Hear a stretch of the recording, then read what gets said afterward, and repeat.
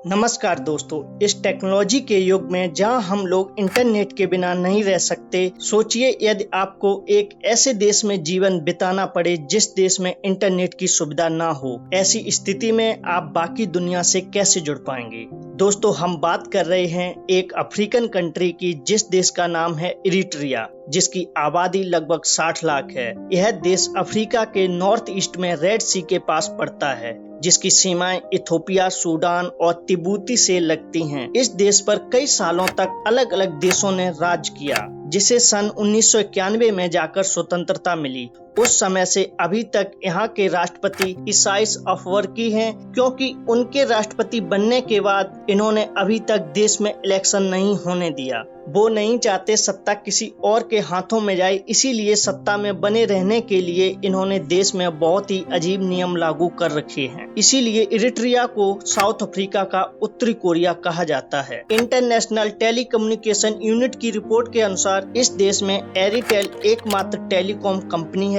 जिसे सरकार अपने हिसाब से चलाती है। यहाँ के लोगों को मोबाइल से बात करने के लिए सिम कार्ड खरीदना भी इतना आसान नहीं है, जिसके लिए पहले फॉर्म भरना पड़ता है और स्थानीय प्रशासन की मंजूरी भी जरूरी है। हालांकि सिम कार्ड मिलने के बाद भी इंटरनेट का इस्तेमाल नहीं कर सकते, क्योंकि इसमें मोबाइल डेटा ही नहीं होता है। फिर भी किसी को इंटरनेट यूज करना है तो साइबर कैफे जाकर अपनी जरूरत के अनुसार 1-2 घंटे के लिए कूपन खरीदना पड़ता है, क्योंकि इंटरनेट यूज करने के लिए यहाँ कूपन दिया जाता है, जहाँ 1 घंटे के लिए 15 नाकपा देने होते हैं, यानी कि इंडिया के हिसाब से लगभग 80 रुपए होते हैं। हालांकि इंटरनेट की स्पीड भी बहुत खराब होती है, और वहीं सरकार ने सोशल मीडिया साइट को यूज करने के लिए बहुत ही सख्त कानून बना रखे हैं। अगर किसी ने सरकार के खिलाफ कोई बयान दिया तो उसे सीधा जेल जाना पड़ेगा। दूसरी तरफ इस देश में एक भी एटीएम मशीन नहीं है। यहाँ के लोग 1 महीने में बैंक से केवल 23,500 रुपए ही निकाल सकते हैं, जबकि शादियों के मामले में छूट दी जाती है।